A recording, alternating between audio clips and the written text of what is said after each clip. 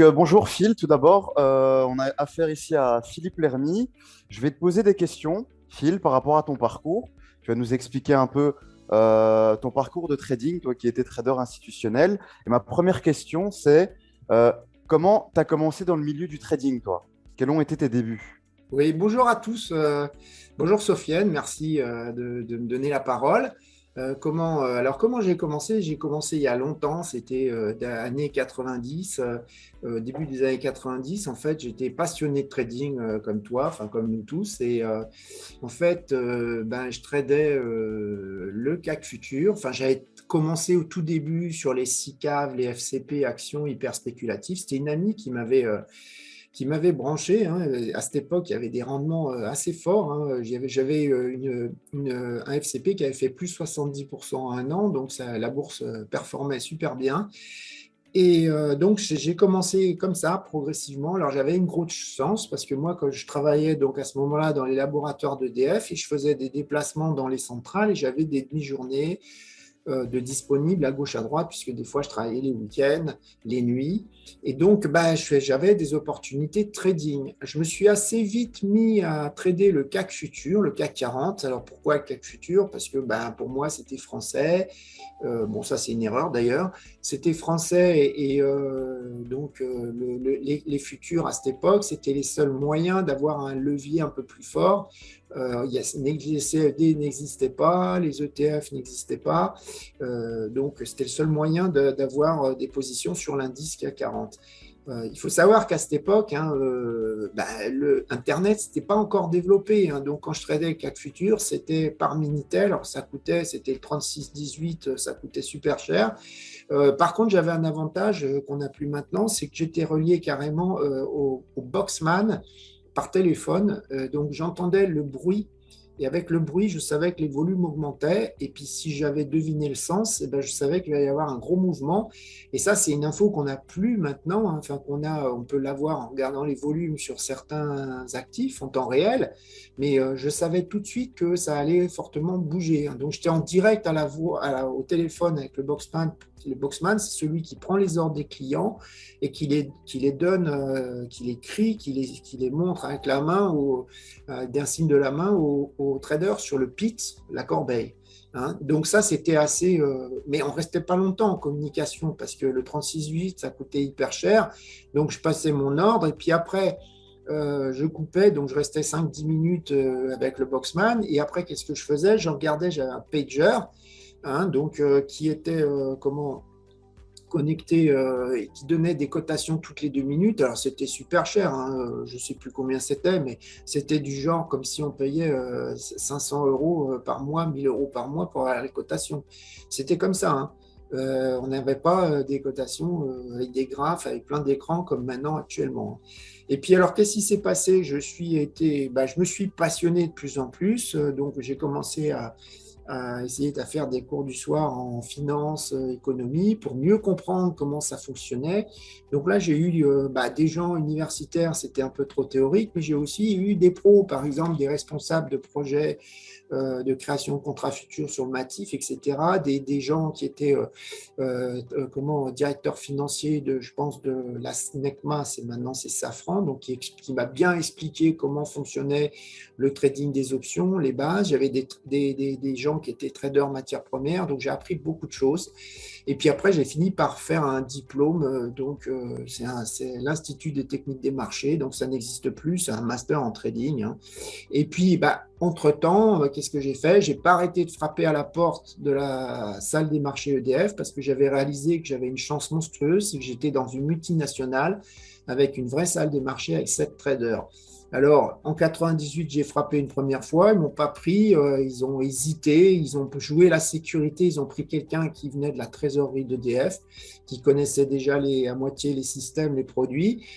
Et puis j'ai insisté et finalement ils m'ont pris en 2001. Alors ça s'était pas donné, hein, puisque j'avais un contrat tripartite entre le laboratoire, la salle des marchés et moi, et ils pouvaient sous 6 mois me renvoyer au laboratoire s'ils estimaient que je faisais pas l'affaire. Et en plus ils m'ont demandé d'aller passer des tests dans un cabinet de psychologie et ben, pour voir si j'allais pas péter un câble, si j'allais pas, je dirais, faire des pertes monstrueuses. Donc ça s'est passé comme ça. Et puis j'ai commencé sur le marché monétaire parce que c'est le plus simple. Alors c'est impressionnant parce que le marché monétaire, c'est quoi? On voit les comptes de l'entreprise en euros, en dollars, en yens, enfin dans les différentes devises. Et puis qu'est-ce qu'on fait? Ben, si on a de l'argent, on place l'argent, parce que quand vous avez des centaines de millions, surtout quand les taux d'intérêt étaient plus élevés, ben il faut absolument les placer parce que c'est comme vous, hein, si vous laissez l'argent sur votre compte bancaire, ben, ce n'est pas rémunéré. Hein. Enfin, où là, nous, il y avait quand même des comptes qui étaient rémunérés, mais il valait mieux jouer la concurrence, donc on appelait le marché interbancaire, et puis le marché monétaire, on essayait de faire un placement, par exemple, à une semaine, à un jour, à 3 jours, à 3 mois. Et donc, ben voilà, je traitais ça, ça s'appelle le marché monétaire. Et quand on était débiteur, ben c'est comme vous, si vous êtes débiteur dans votre compte et que vous n'avez pas négocié, je dirais, comme on dit, une facilité de caisse, si vous n'avez pas négocié un découvert, eh ben, ça va vous coûter des agios, ça va vous coûter plus cher.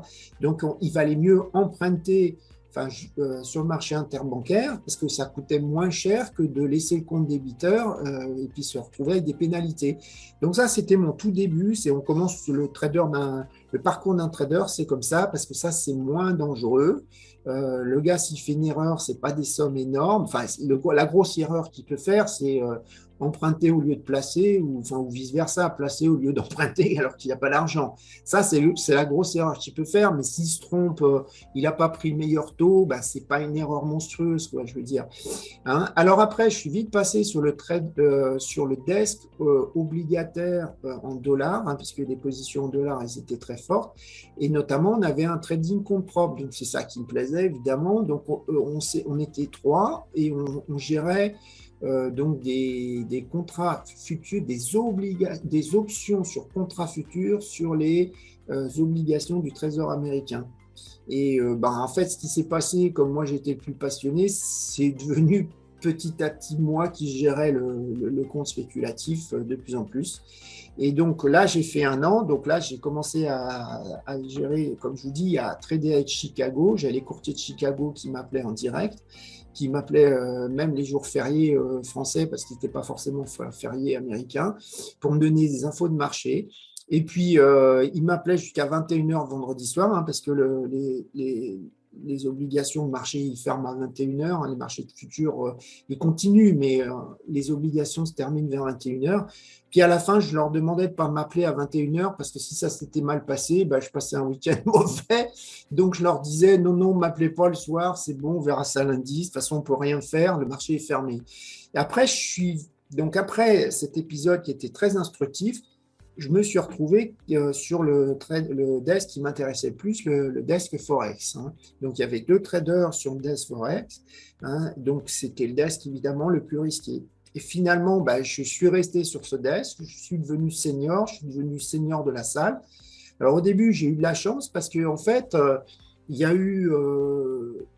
j'ai été formé par le chef trader qui, lui, était le trader Forex senior à l'origine. Hein, et il m'a appris plein de choses sur les gestions d'options à court terme. Il était très, très, très bon en options. Hein. Il n'était pas bon en spot, mais il était très bon en options.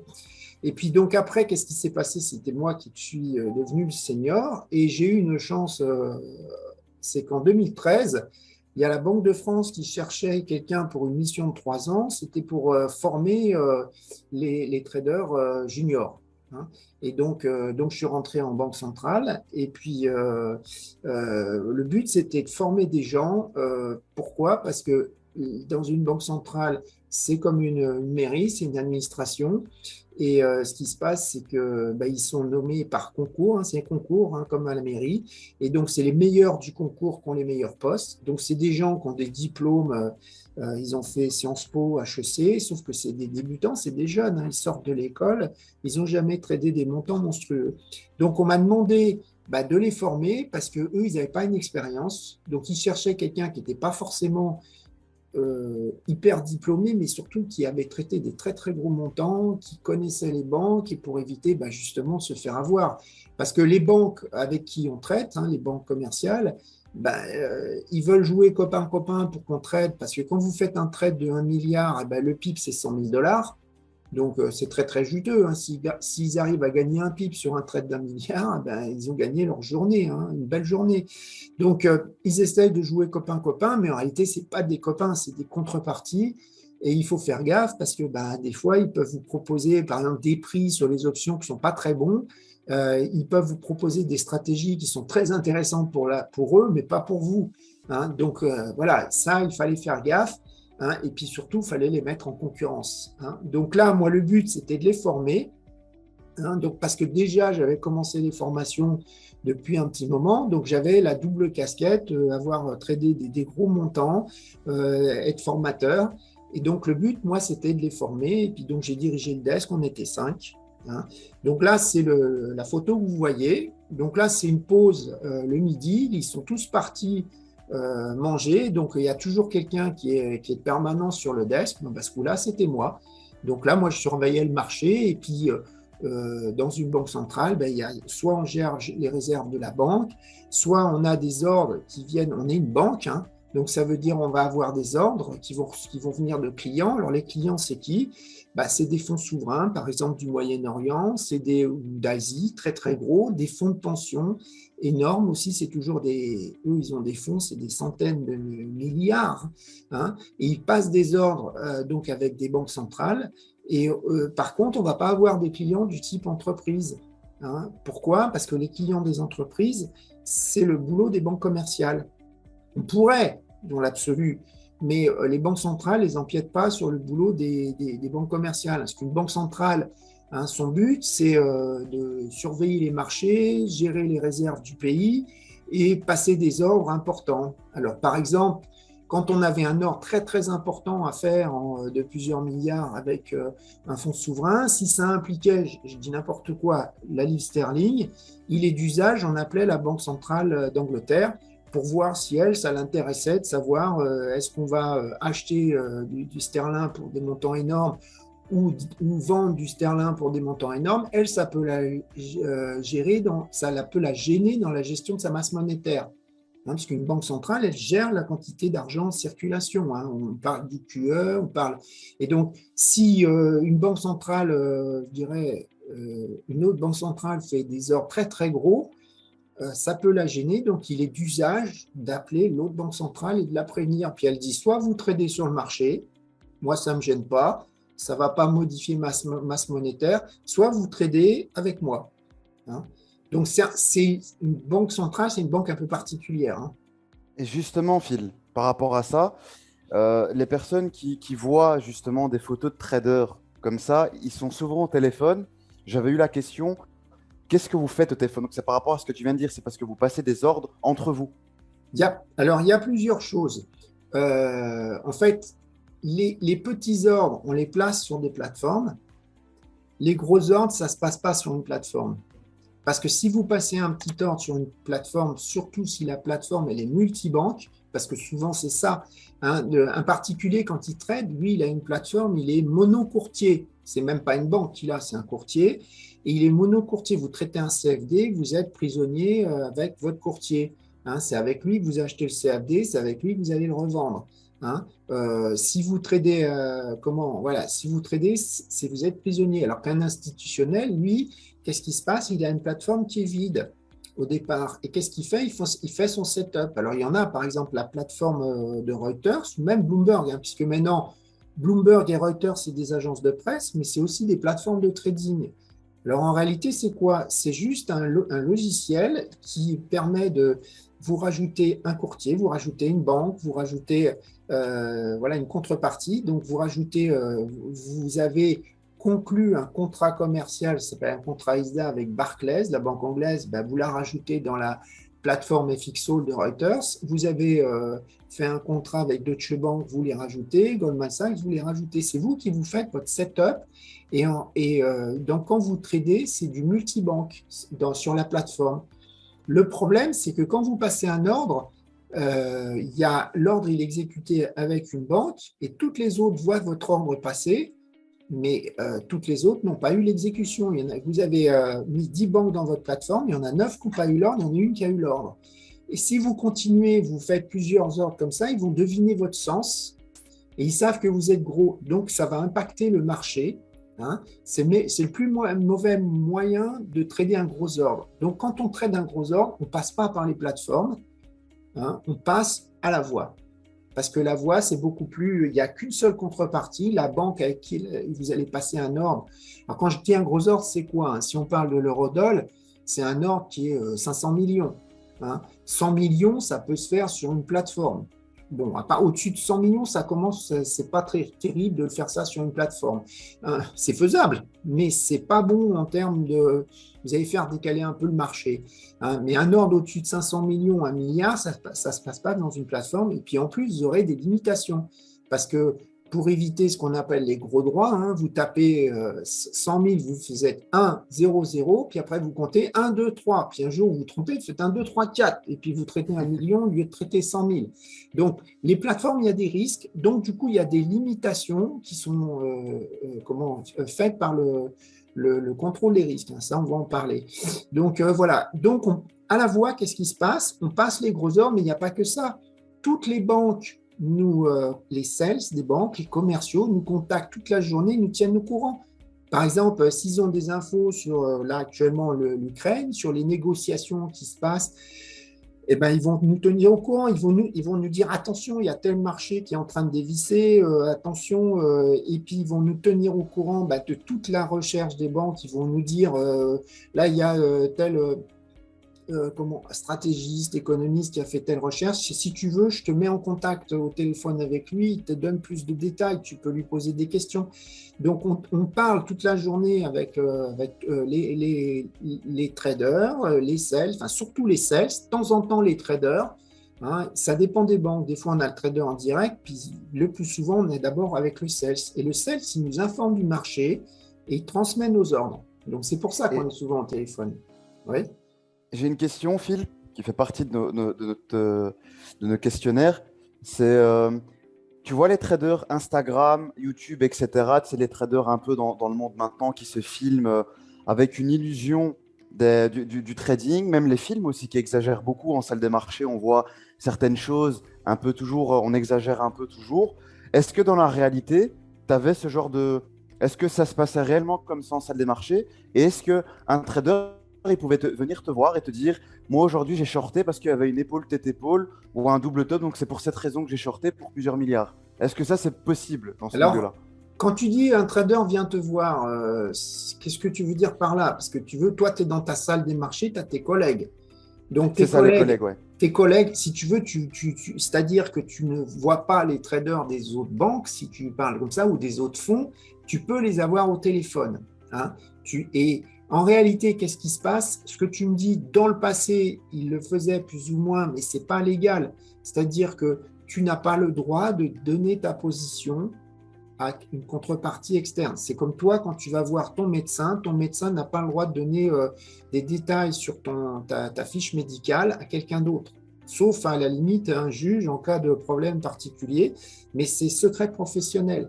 Donc, si jamais tu as un trader, parce qu'on a des outils de chat, on a des outils de chat Bloomberg, Reuters, si un trader il dit moi j'ai shorté machin bidule, ça, il ne peut pas le dire. S'il le dit, il va se faire carrément virer. C'est une info qui est privée. Donc, c'est comme un médecin, s'il est en train de dire que tu as un problème physique, il peut se faire rappeler à l'ordre des médecins et se faire griller. Alors maintenant, c'est encore plus dur qu'avant. Avant 2012, les particuliers ne sont pas compris que depuis 2012, le monde a changé à cause qu'on appelle des scandales sur le Libor. Bon, je ne vais pas détailler, mais en fait, on est hyper contrôlé. C'est-à-dire que même si vous êtes un client et que vous tradez des milliards avec une banque, moi je l'ai vu vers 2012, 2013, je me rappelle une fois, je vais à Londres chez Bank of America, donc moi j'étais un très très gros client puisque je gérais des milliards à EDF, donc on vous reçoit, machin, et puis qu'est-ce qui se passe? Avant, je dirais 2012, vous pouviez passer une journée dans la salle des marchés et être à côté du sales, à côté du trader, et puis comprendre comment ça se passe. Sauf que le problème, c'est que si un jour le trader il reçoit un ordre d'un client et que vous êtes là, d'un autre client, il le reçoit au téléphone, vous voyez trader, vous avez une info, vous ne devriez pas la savoir, puisque c'est une info privée. C'est comme si vous étiez chez votre médecin alors qu'il est en train de recevoir un autre client et vous étiez dans la salle, dans un coin, à écouter la maladie de votre voisin. Donc, ce que je veux dire, ça, c'est interdit. Avant, c'était le cas. Donc, moi, j'ai eu cette chance de pouvoir aller dans les salles des marchés de toutes les plus grandes banques de la planète. Hein. Je suis allé à Londres, je suis allé en salle de marché à Toronto, je suis allé à New York. Donc, j'ai vu plein de choses que maintenant, c'est impossible. C'est-à-dire que la dernière fois que je suis allé, par exemple, chez Bank of America, donc c'est une salle, tu as 200 traders à Londres, hein, tu y vas, ben, le trader, qu'est-ce qu'il fait? Eh ben, à l'entrée de la salle, on vient le chercher, il sort de la salle des marchés, tu ne rentres pas dans la salle des marchés et vous allez tous les deux dans une salle de réunion qui est juste à côté et on discute de marché. Donc, quand je dis on discute de marché, il ne discute surtout pas des positions. Alors, il peut parler d'une façon très générale. Il peut dire tous les hedge funds sont short Eurodol. Ils sont très short. Donc, il ne cite pas un client en particulier, mais il peut dire voilà, toutes les entreprises qu'on a comme clients sont tous longs. Alors, il ne va pas spécifier le niveau, il ne va pas spécifier, il va être vague, mais il peut dire ce genre de choses. Hein. Mais il n'ira pas dire telle société a vendu 100 millions à 11,22. Non, ça c'est complètement illégal. S'il fait ça, il est grillé, le gars. C'est-à-dire, quand je dis grillé, c'est grillé de la profession. C'est comme si vous étiez un flic et que vous avez volé, quoi. Hein. Un flic qui a volé, c'est grillé. Il peut même plus être gardien de sécurité. Hein. C'est-à-dire que là, vous pouvez aller faire votre jardin, cultiver vos carottes, mais changer de boulot, quoi. Hein. Donc voilà. Donc, ce que tu me dis là, dans les traders Instagram qui se filment, qui se machin, bidule, bon, c'est du show. Je veux dire, c'est faux. Je veux dire, si vous faites le cacou en salle des marchés, vous allez vous faire virer. Hein. Je veux dire, voilà, les films, c'est romancé, c'est pour plaire, voilà, c'est toujours pareil. Hein. C'est le mec avec les belles bagnoles, voilà, c'est pour frimer. La banque, si vous voulez, va surtout pas faire ça parce qu'elle, qu'est-ce qui va se passer? Le client, il voit le trader avec des Ferrari, des machins, il va se dire, hey, le gars, il se fait du fric sur mon dos, là. Hein. Donc ça, et puis à partir de 2012, il ne faut pas oublier une des conséquences donc, du renforcement des contrôles pour éviter tout ce qui est délit d'initié. Eh ben, qu'est-ce qui se passe? Ils ont utilisé de plus en plus les plateformes électroniques. Hein, et il y a eu de moins en moins de traders. Il n'y a plus de traders compte propre dans les banques. Ça, c'est encore un gros mythe. C'est fini. Hein. Et donc, qu'est-ce qui se passe? Les seuls traders compte propre qui restent, c'est dans les hedge funds. Sinon, vous avez des géants dans les mutual funds.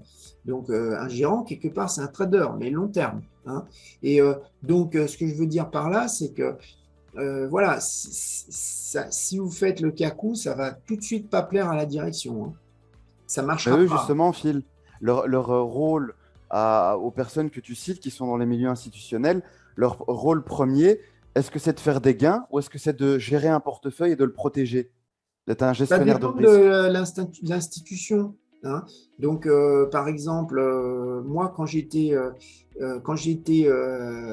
EDF, le but, c'est quand vous avez, par exemple, construit des centrales en Angleterre qui valent 10 milliards, vous protégez les 10 milliards. Alors, protéger, ça ne veut pas dire être passif. Hein. C'est-à-dire que vous vous protégez de façon dynamique, par exemple avec des stratégies et avec plein d'options, des options à barrière. À des moments, vous protégez plus, vous protégez moins pour essayer de profiter des opportunités. Donc, en fait, c'est du dynamique. Hein. La différence entre un trader qui fait une couverture dynamique et un trader qui fait la spéculation, c'est que le trader qui fait la spéculation, le jour où ça ne lui plaît pas, il ferme ses écrans et il se barre. Alors que moi, tu t'es trompé, tu ne comprends pas ce qui se passe sur la livre sterling et tu as une position de 10 milliards en sterling, et ben tu continues à être sur le pont parce que la position, c'est-à-dire la valeur de la centrale, parce qu'on simule quoi? La revente de la centrale, parce qu'un jour ou l'autre, tu vas revendre tes actifs. Tu vas simuler la revente de tous les revenus que tu as générés. Par exemple, EDF, c'est toute l'électricité de Londres, c'est EDF. Donc, les Anglais, ils payent en livres sterling. Donc, il y a un risque de change euro, GBP. hein. Et donc, tout ça, il faut le gérer. C'est-à-dire que si ça ne te plaît pas le marché, tu reçois quand même des GBP, des gens qui payent leurs factures, des Londoniens qui payent leurs factures. Donc, et ça fait des centaines de millions de sterling, plus que ça même. Donc, il faut le gérer, ça. Donc, en réalité, un trader qui fait de la gestion dynamique de couverture, c'est presque des fois plus dur qu'un trader qui juste trade pour spéculer quand il en a envie et qui ne trade pas quand il n'a pas envie. Et puis donc, il y en Ok. a d'autres. Il y a des traders. Donc, toi, tu n'as pas une obligation de rendement, tu as une obligation d'essayer de protéger. Donc, tu peux essayer d'optimiser, mais en fait, on va te donner un stop loss, mais on ne va pas te dire tu dois faire telle performance, parce que toi, le but, c'est de protéger un actif, ce n'est pas de faire un rendement.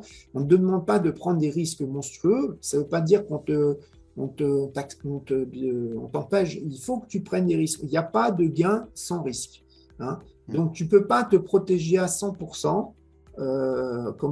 C'est pas possible et gagner de l'argent, hein. Donc, il nous donne une enveloppe de risque, hein. Donc, ça, je vais en parler quand on va expliquer comment fonctionne une salle. Donc, voilà. Alors, si tu veux, regarde, je te décris un petit peu l'image.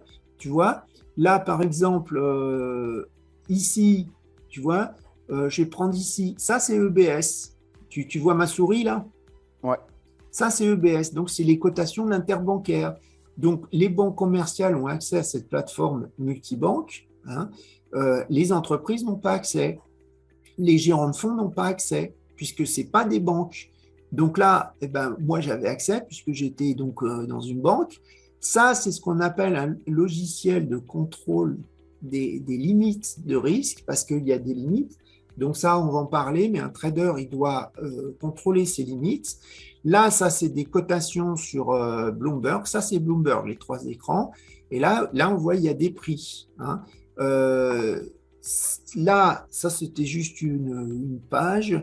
Là, on ne voit pas trop. Ici, ça, c'est un Reuters Dealing. Là, c'est-à-dire que vous avez un fonds souverain qui peut vous demander une cotation. Alors, le dealing, c'est quoi? C'est un chat. C'est un chat qui est sécurisé, donc qui fait foi. Et là, il peut me demander une cotation. Par exemple, pas forcément l'eurodoll, il ne va pas me le faire comme ça, hein. L'eurodoll, il va le faire soit sur les plateformes comme celle-là, ou soit il va me le faire, il peut me le faire au téléphone ou sur la plateforme Reuters, mais on ne la voit pas. S'il me fait par exemple ce qu'on appelle un swap, il me demande un prix sur un swap de taux, sur un swap de change, il va le faire ici, hein. Sur certains produits, ils vont trader ici. Et ça fait foi aussi, tout est enregistré. Ce qu'on voit là ici, ça c'est une plateforme Etrali. Donc là, vous avez des boutons, c'est des contreparties, ça peut être des banques, ça peut être des clients. Et donc, quand vous cliquez, en réalité, la communication, elle est toujours, c'est comme si votre téléphone, il était toujours allumé avec votre contrepartie. La différence, c'est quoi? C'est que c'est comme si c'était un interrupteur on-off, mais la communication est déjà faite, donc vous n'êtes pas en train de perdre le temps de l'établissement de la communication, vous n'êtes pas en train de perdre 5-10 secondes. Là, tout de suite, en une seconde, vous l'avez. Vous pouvez, là, vous avez ce qu'on appelle des boîtes à droite. Là, c'est pareil, vous avez les contreparties, vous appuyez, vous lui parlez direct. En bas, vous pouvez même parler à toutes les banques en même temps si vous avez envie. Toutes, il y a des boutons, vous pouvez trader, vous parler. Alors, vous voyez, il y a un micro, là, on voit le micro. Vous pouvez parler à toutes les banques. Donc, ça s'appelle une platine Etrali. Donc, c'est fait exprès pour avoir des communications au téléphone hyper rapides, hein. En réalité, on ne passe pas par le réseau téléphonique normal. Le téléphone, là, moi, je suis au téléphone, c'est sur cette plateforme, hein. Et soit vous parlez avec le micro, ici, donc avec ce qu'on appelle les boîtes, soit vous parlez, vous prenez qu'une banque, mais vous pouvez la prendre là avec le micro ou la prendre ici avec le téléphone, hein.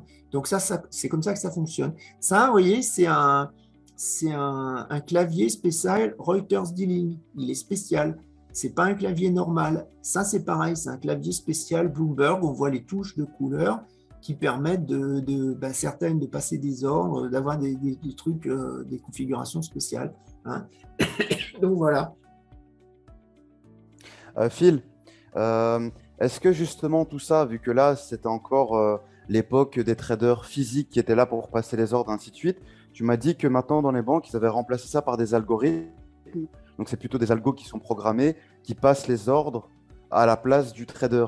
C'est plus comme avant, c'est ça que tu m'avais Non, tu es en expliqué. train de mélanger. Tu es en train Ah, de manger les hedge funds qui peuvent avoir, pas tous, ça c'est pareil, c'est des gros mythes qu'on entend avec les particuliers. Tu as des hedge funds qui ont des systèmes de trading. Là où tu t'es trompé, je vais te montrer la configuration d'une banque, comme ça tu vas mieux comprendre. Hein. ok. Mais avant de continuer, je voulais rajouter quelque chose. Hein. C'est que, attention, quand vous faites du trading, vous pouvez perdre tout votre argent, voire plus dans certains cas, si vous faites l'effet de levier. Donc, quand vous faites du trading, on commence obligatoirement par un compte démo. Et puis, quand vous faites du trading, c'est un métier qui s'apprend, donc il faut absolument se dire, au début, je ne cherche pas à gagner de l'argent, je cherche à comprendre les marchés. Je ne cherche pas à mettre des montants pas possibles sur mon compte. Je ne passe pas tout de suite en réel. Et il ne faut pas vous dire, voilà, dans un mois, je trade parce que j'ai plus de revenus, parce que, par exemple, je tombe au chômage. Ça ne va pas du tout. Hein. Vous devez avoir un capital. Au début, vous devez garder votre métier dans lequel vous avez un savoir-faire qui vous assure je dirais, un revenu alimentaire et qui vous permettent de constituer un compte de trading avec un petit capital. Parce que ce qu'il faut vous dire, il faut être prêt à se dire, l'argent que vous avez mis dans votre compte, c'est une provision de perte pour le courtier. Il faut vous dire, je considère que cet argent est perdu et si elle est perdue, ça ne m'empêchera pas de pouvoir manger, de pouvoir rigoler avec ma petite amie, de pouvoir vivre une vie sans être stressé et se dire, ah non, non, c'est la fin du monde. Hein, il faut absolument être zen quand on fait du trading, donc on ne doit pas se dire, ça y est, dans un mois, je suis trader professionnel. Hein. C'est un métier, ça s'apprend. Hein. Donc voilà. Alors regarde, je vais te parler de la salle parce que tu en es en train d'en parler. Donc regarde, les gens, j'ai fait exprès, j'ai fait une configuration assez détaillée et on va répondre à ce que tu disais. En bas, attends, je vais utiliser les petits dessins. Regarde, en bas, en fait, tu as ce qu'on appelle ici les clients. Là, tu as les clients. Hein. Donc là, j'ai fait exprès. Alors, il y en a d'autres. Hein. Tu as les fonds souverains, tu as les fonds spéculatifs qu'on appelle les hedge funds. Hein, les fonds souverains, c'est des fonds dont l'argent est celle de l'État. Hein. Un souverain, c'est un État. Par exemple, en Norvège, il y a plein de plateformes pétrolières dans la mer du Nord qui appartiennent à l'État norvégien, et donc ils ont un gros fonds souverain qui s'appelle NBIM, et puis bon, je ne sais pas la taille du fonds, mais c'est de l'ordre de 1000 milliards, hein. Ce n'est pas un petit fonds. Hein. Donc lui, il va passer des ordres avec des banques. Hein. Là, tu as un fonds spéculatif. Là, tu as les gérants de fonds. Hein, donc, c'est les SICAV de la Banque Postale, de la BNP. Et là, tu as une entreprise multinationale. Alors, je n'ai pas mis, tu peux avoir les clients privés, des banques privées en Suisse. Tu vas avoir quelques particuliers fortunés qui vont avoir des comptes, par exemple avec Goldman Sachs et autres. Mais bon, ce n'est pas un compte à 100 000 euros. C'est un compte plutôt en millions. Hein. Donc, voilà. Qu'est-ce qui se passe? Le trader, il contacte le sales hein, pour passer un ordre. Quand un ordre est très gros, il va contacter le sales, c'est-à-dire le commercial. Rarement, il va pouvoir appeler le trader direct. Ça dépend des banques. Des fois, il peut, des fois, il ne peut pas. Hein. Donc, ça se passe comme ça. Ou alors, quand il a un ordre qui est petit, il va le trader en plateforme électronique. Hein. Et donc, il va même pas utiliser, un sales. Il va passer sur une plateforme. Donc, la plateforme électronique, c'est soit une plateforme multibanque, comme FXall, hein, comme Bloomberg, c'est FXGo, ou soit une plateforme d'une banque. Enfin, il peut prendre une plateforme monobanque, par exemple, Autobahn de Deutsche Bank, Cortex de BNP, puisque toutes les banques ont développé leur plateforme. Donc, quand il y a une plateforme, qu'est-ce qui se passe? Le sales, il ne voit pas l'ordre. Le trader, lui, va voir la position globale. Par exemple, là, il y a une entreprise qui a fait un ordre sur la plateforme de Cortex de BNP. Il a fait un ordre en euro-yen. Et ben, les deux traders, ils vont voir l'ordre passer. Le sales ne le verra pas. Alors que si jamais tu passes au téléphone, évidemment, le sales voit l'ordre. Donc, il y a eu un changement. C'est-à-dire que maintenant, là, j'ai mis deux sales. Mais à la limite, il y a Il y en a très peu des sales. Avant, il n'y avait que des sales, que des commerciaux, il n'y avait pas de e-plateforme. Donc, tous les petits ordres qui passent par les plateformes et on bypass les sales, et tous les gros ordres, ils passent par des sales. Alors, les sales, ils existeront toujours parce qu'ils donnent des conseils. Il dit attention, moi je serai toi pour protéger ta position, fais ci, fais ça. Tu as besoin d'un conseil, je vais aller plus loin, comptable. Tu as besoin d'un conseil juridique, je vais te mettre en contact avec comment on a des experts comptables, on a des experts juridiques, je vais te mettre en contact. Hein. Donc, je veux dire, parce qu'une banque, ça peut être ça, parce que si tu donnes un conseil à un client, après, il passe des ordres avec toi, parce qu'ils ont tous des problématiques comptables. Hein. Moi, j'ai eu des fois des sessions comme ça avec des comptables qui m'expliquaient attention dans ton produit, fais gaffe, parce qu'après, tu vas te retrouver, ça va te poser des problèmes en comptabilité, donc il faut faire comme ci, il faut faire comme ça. Parce que là, il ne faut pas oublier, hein, un trader professionnel, quand vous êtes dans hedge fund, à la fin, le gain, c'est un gain comptable. Donc, vous êtes impacté par la comptabilité. C'est-à-dire qu'à certains moments, vous êtes obligé de clôturer des ordres à cause des comptables. Vous êtes obligé de faire certaines opérations dues à la comptabilité. Hein. Donc, ce n'est pas comme un particulier. Le gros défaut des particuliers, c'est qu'ils pensent qu'au trading spéculatif. Et ils ne comprennent pas, mais même pour un hedge fund, il peut avoir des problèmes comptables. Hein, d'affichage de compte, etc. Et par exemple, il n'a pas le droit d'être dans une position, dans une devise à un moment. Donc, s'il a, par exemple, du GBP, qu'il n'a pas le droit d'être dans GBP parce que la comptabilité lui dit non, il est obligé de vendre son GBP, acheter de l'euro, acheter du dollar, et donc il va vous faire un ordre. Et l'ordre, il peut être très, très gros. Hein. Moi, ça m'est arrivé que pour des raisons comptables, c'est des ordres du milliard qu'on m'a demandé. Hein. Et donc, vous avez des mouvements. Donc, ça, c'est une première erreur c'est que les traders particuliers ne font que de l'analyse technique. Hein. Alors évidemment, tout ça, ils ne le savent pas. Hein. Mais moi, ça, dans les formations, je l'explique. Hein. Mais ça, ils ne le savent pas, les gens. Hein. Alors regarde, qu'est-ce qui se passe? Tu passes un ordre. Attends, je vais tout effacer. On va dire que tu passes un ordre à la voix. Tu dis, je veux faire de l'eurodoll. Eh ben, le sales, il est juste derrière lui. Il y a le trader eurodoll. C'est lui qui va donner la cotation au sales, le sales va la répondre quand c'est à la voix, il va lui dire voilà, tu lui fais, je dis n'importe quoi, 1,09, 18,20. Hein, donc il lui donne le bid et le ask, et puis il va lui répondre au hedge fund. Et le hedge fund, il va dire bah, je vends, il va dire 18, puisque si vous tapez 1,09, 18, c'est que vous vendez. S'il dit 20, il a compris que le hedge fund va acheter.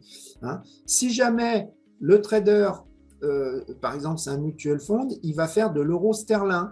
Et ben dans ces cas-là, bon, on va dire qu'il était au contact téléphonique avec ce sales, il va appeler le trader GBP parce que le trader Eurodoll, lui, il va trader quasiment que l'Eurodoll. Donc, il y a du sterling, c'est le trader GBP qui va le trader. Donc, lui, qu'est-ce qu'il va faire? Il va trader du GBP USD et il va trader de l'Eurodoll. Donc, il va demander une cotation à son collègue trader Eurodoll. Hein?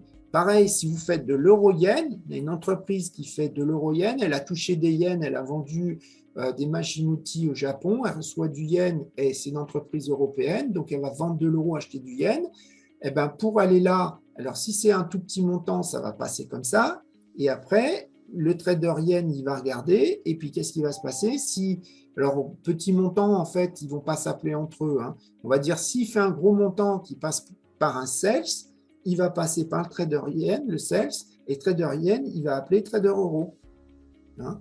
Et quand vous faites des devises émergentes, ça veut dire forint hongrois, tu fais de la couronne tchèque, tu fais du zloty polonais.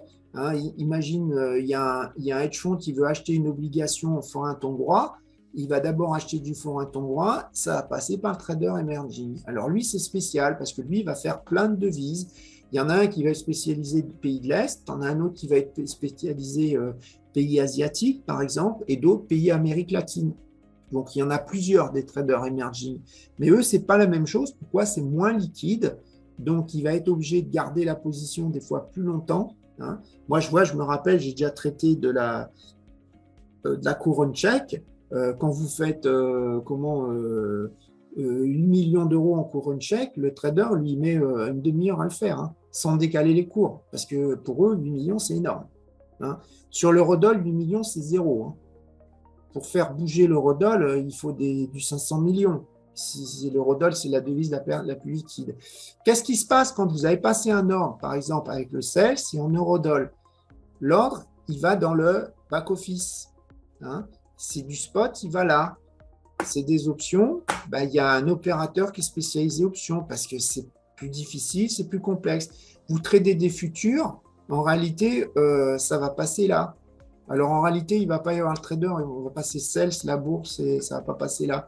Donc dans le back-office, il y a des opérateurs qui sont spécialisés par les produits. Alors il y a d'autres produits, hein, je n'ai pas mis que ça. Hein. Alors je rajoute aussi un autre truc, c'est que tu as un middle office. C'est-à-dire que là, par exemple, quand tu es dans une banque, tu as des positions. Là, par exemple, dans une banque centrale, tu as des positions. Le middle office, il va te dire, attention, tu es long de X millions de sterling, tu es long de 3 milliards de yens, je dis n'importe quoi. Il va prévenir le trader. Il va lui dire, attention, tu as un risque là, tu as une position énorme. Donc, il va te dire ton exposition. Donc, lui, il est dans la salle aussi. Il surveille les montants et il va donner. Alors, moi, quand j'étais à la salle d'EDF, par exemple, il me disait, attention, tu dois acheter 1 milliard de dollars parce qu'avec le dollar, on va acheter du gaz. Hein, on est une entreprise en euros, donc je vais être obligé de vendre l'eurodoll pour 1 milliard de dollars. Parce qu'après, tu as le trader gaz qui, lui, il a besoin de dollars. C'est comme ça que ça va se passer. Après, qu'est-ce qui se passe quand tu as fait un trade? Hein, quand tu as fait un trade, par exemple, le trader, donc ça passe, on va faire du spot. Le trader, ça passe à l'opérateur du back-office. Et qu'est-ce qu'il va faire l'opérateur du back-office? Il va appeler sa contrepartie dans la banque. On a tradé l'eurodoll avec Goldman Sachs. On a acheté 10 millions d'euros à 1,09 avec Goldman Sachs. Donc, le trader de Goldman Sachs, en fait, qu'est-ce qui s'est passé? On l'a eu au téléphone. Hein, les traders, ils se sont eu au téléphone entre eux. Et le trader de Goldman Sachs, lui, il a vendu 10 millions d'euros. Il va dire à son back, moi, j'ai vendu 10 millions d'euros. Nous, le back, il dit, moi, j'ai acheté. Ils s'appellent entre eux. On est d'accord. Moi, j'ai acheté, toi, tu as vendu à tel prix. Telle date de règlement livraison, donc si c'est du spot, c'est J+2. Donc aujourd'hui, par exemple, on est vendredi, donc ça sera mardi. Ils sont d'accord, ça se termine par des virements. Hein, on a tous entendu parler avec l'Ukraine de SWIFT, ça se termine par des virements SWIFT. Hein, donc les virements sur le change en Suisse, ça s'appelle des MT200. Donc c'est des messages codés, complètement sécurisés, où il y a marqué si moi j'ai acheté l'euro, 10 millions, je dois recevoir un virement bancaire. La trésorerie doit recevoir 10 millions d'euros dans son compte euro. Et elle fait un virement, elle émet un virement, puisqu'on a acheté l'eurodoll, elle va vendre 1,09, elle va vendre 10 milliards 900 000, elle va faire un virement de 10 milliards 900 000 dollars, 10 millions, pardon, 900 000 dollars, à la banque, hein, à la trésorerie de la banque. Puisque le change, c'est des virements, c'est vraiment du change. Hein. Alors, quand on trade, il y a en même temps le contrôle des risques, hein, qui va surveiller dans le logiciel d'Illimits que je vous ai montré que si je fais 10 millions d'eurodoll avec la contrepartie bancaire, c'est que j'ai eu l'autorisation, c'est-à-dire que il y a une limite de risque qui est déterminée. Il y a des banques qui sont plus fragiles. Tu vas trader avec une banque. Non, celle-là, tu feras que 1 milliard. Celle-là, tu feras que 500 millions. Celle-là, non, tu n'as pas le droit. Le contrôle des risques, tous les jours, il donne une limite qui peut varier en fonction de l'actualité. Là, par exemple, d'un seul coup, tous les traders, ils ne peuvent plus trader avec certaines banques russes. Parce que le risk management, le contrôle des risques a dit non, là c'est fini, parce que la direction, elle a dit, attention, on a eu un texte qui vient du gouvernement français, tu dois mettre la limite de risque avec, par exemple, VTB Bank à 0. Hein. Donc voilà, en fait, voilà, le compliance, il peut aussi surveiller les lois, il va avertir la direction, etc. Hein. Le compliance, il va aussi vérifier, par exemple, si moi, je suis en contact trader au téléphone avec l'autre trader, si je ne suis pas en train de lui donner des infos confidentielles. Hein. toutes les conversations sont enregistrées, tous les chats sont enregistrés. Il y a même des alertes dans les chats Bloomberg. Si je mets je vends, poum, d'un seul coup, ça fait une alerte. Le compliance, il n'était même pas sur son chat, il a un message comme quoi j'ai marqué le mot vente. Et donc, ça veut dire compliance, il va se mettre à lire toute la conversation que j'ai eue. Et s'il estime que j'ai fait un truc, un délit d'initié, ben là, il en informe la direction. Puis là, je me retrouve avec ce qu'on appelle l'inspection générale de la banque. Et puis là, ça peut aller mal, quoi. Hein, tu peux te faire virer, tu peux même te faire attaquer en justice parce que tu as fait un truc illégal. Hein. Quand tu trades, d'abord, il y a un contrat. Donc, le trader, il va demander, je veux trader d'un seul coup avec une banque. Le lawyer, le juriste, il va demander au trader, tu veux trader avec une autre banque, demande tous les documents comptables, etc. Et puis, on leur donne, et je leur donne aussi, je vais dire, au risk management qui va regarder pour essayer d'estimer quel montant maximum je peux faire en spot. Et ils vont se mettre ensemble et ils vont décider d'un niveau, ça c'est le risque qui va décider le montant maximum que je peux trader. Et le lawyer, il va dire, ben voilà, vous avez tradé l'euro-dollar, on va signer un contrat ISDA avec le juriste de l'autre banque. Hein, et le contrat, c'est un contrat juridique. C'est par exemple, en cas, moi j'ai acheté l'euro-dollar, j'ai envoyé les dollars, j'ai pas reçu les euros, pénalité par jour d'intérêt de retard parce que vous m'avez pas encore envoyé les euros sur mon compte. Moi, je perds de l'argent. Hein. Si j'ai acheté 10 millions d'euros, les 10 millions d'euros contre dollars, je vais les placer, les 10 millions. Hein. Donc, je vais perdre de l'argent. Donc, le lawyer, il dit, ben voilà, taux d'intérêt tant. Et puis, si jamais vous envoyez jamais les euros, dans ces cas-là, c'est tribunal de Paris, tribunal de ce que vous voulez de Londres qui va gérer, tribunal de commerce, voilà. Hein, voilà, globalement, c'est un peu comme ça que ça se passe. Donc, il ne faut pas oublier qu'un trader professionnel, alors moi, je le vois dans les infos, c'est bon, il a plein d'infos, il fait tout ce qu'il veut. Non, un hedge fund, il a des montants maximum. Un fonds souverain, tous les traders ont des montants maximum qu'ils peuvent trader et qui dépendent de la contrepartie. Ce n'est pas forcément le même montant maximum si vous traitez avec BNP qu'avec Goldman Sachs ou autre. Et c'est même suivant le produit. Et c'est aussi suivant le trader. Un trader junior, on ne va pas lui faire trader un montant monstrueux par rapport à un trader senior. Et le chef trader, lui, c'est lui qui a le montant maximum. Hein, c'est lui qui a le montant, c'est lui qui gère les montants de tous les traders. Il surveille tous les montants des traders pour pas qu'ils dépassent. Hein, parce qu'un trader qui trade un montant trop élevé, même s'il a gagné de l'argent, il se fait virer. Parce que le risk management, il va dire, eh ben, vous avez gagné de l'argent, mais si ça s'était mal passé, vous auriez perdu beaucoup d'argent et vous auriez mis en risque la banque, donc on vous vire. Donc il y a eu des histoires, hein, des traders qui ont gagné du fric, qui ont pris des positions interdites, trop grosses, qui se sont fait virer. Hein. Même en ayant gagné.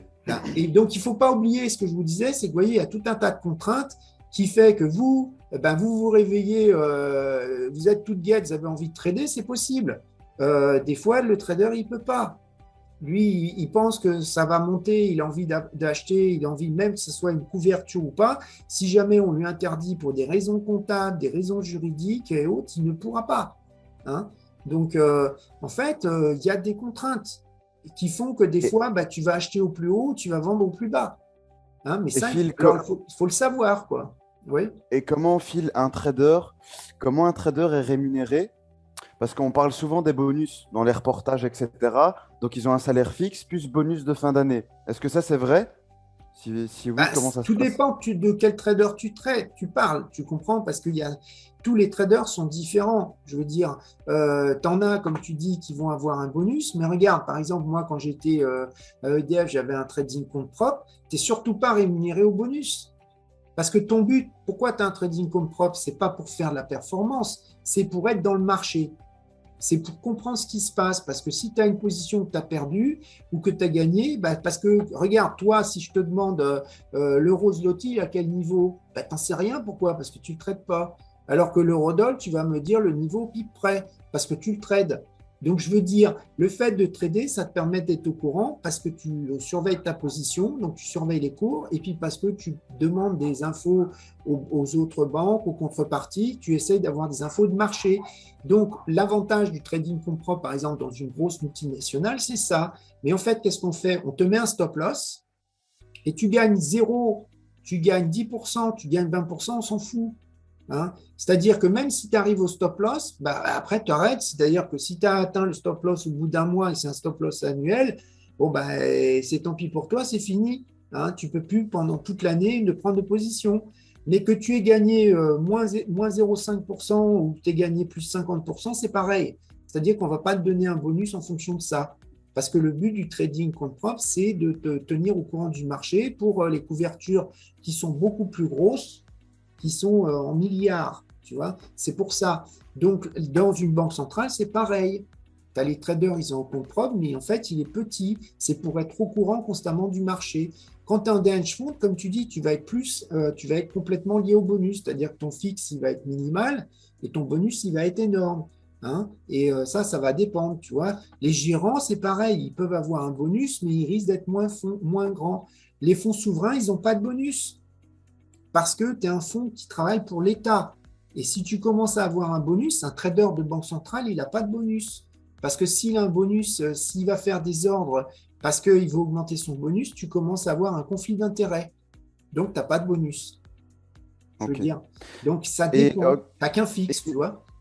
et question, Phil, pour les personnes qui voudraient justement devenir trader institutionnel pour intégrer un de ces fonds-là, quel parcours il doit avoir, que ce soit scolaire ou autre? Toi, tu conseillerais quoi comme parcours pour quelqu'un qui veut devenir trader institutionnel? Bah, alors, les marchés changent. Hein. C'est-à-dire, s'il veut aller dans un gérant, s'il veut aller chez un mutual fund, on ne lui demandera pas forcément les mêmes exigences que s'il veut aller dans un hedge fund ou s'il veut aller dans une banque. De plus en plus, il ne faut pas oublier que bah, il y a du trading électronique.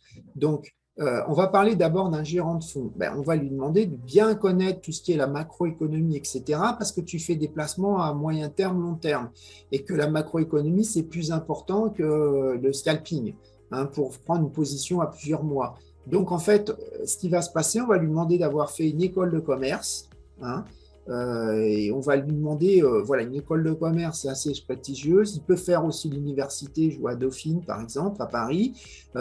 Mais alors évidemment, je vous dis, HEC, Sciences Po, ESG, enfin je ne vais pas citer des noms, mais des écoles de commerce. Donc ça veut dire que le gars, bah, il se fait 3 ans, il se fait un master, il se fait un MBA, voilà. C'est-à-dire que le mec qui n'a pas ça, il ne peut pas rentrer chez un mutual fund.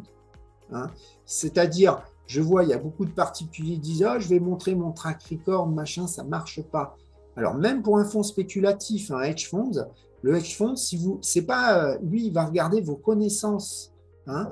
Alors après, oui, si vous avez travaillé ailleurs, il peut demander votre track record, mais si vous êtes un trader particulier, vous pointez avec votre track record uniquement, il n'en voudra pas. Surtout, vous avez des hedge funds, bah, de plus en plus qui font des systèmes de trading. Donc, qu'est-ce qu'ils vont vous demander? Eh ben, vous avez fait une école de commerce, spécialisation mathématiques, hein, donc vous savez faire des calculs stochastiques, vous savez programmer, alors ils vont vous demander bah, les langages les plus courants, Python, C Sharp, JavaScript, et vous devez les maîtriser. Ce n'est pas juste des connaissances, ce n'est pas juste Excel, VBA. Hein.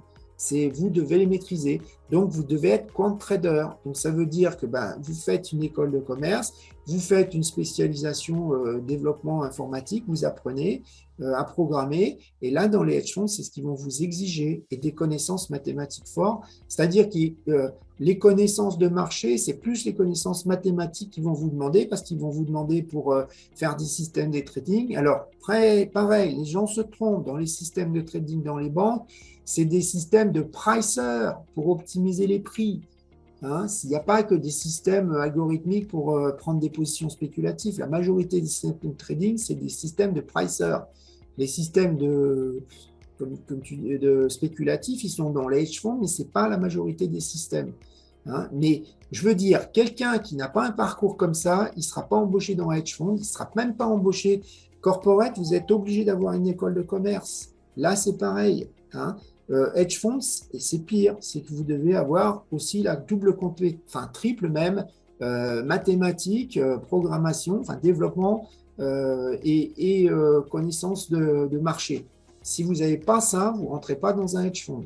Votre track record de votre compte perso, ça ne marche pas, ça ne suffit pas. Hein. C'est ça, il faut le comprendre. Parce que moi, je l'ai vu, ce n'est pas une histoire de gentillesse. Il y en a un qui insistait une fois avec moi.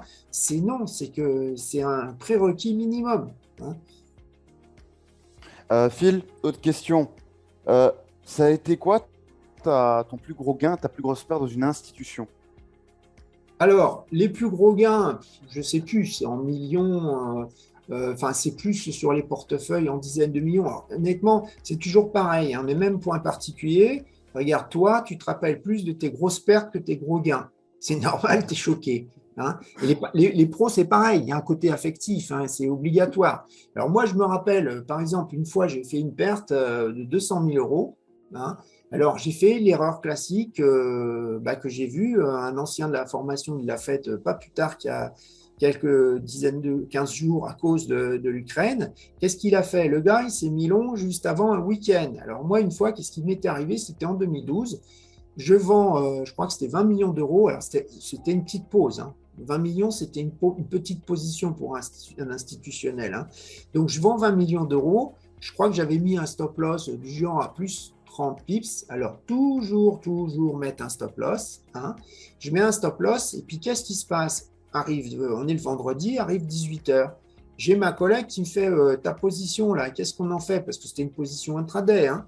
Donc, je commençais pas à respecter ma procédure. Une position intraday doit être coupée à la fin de la soirée.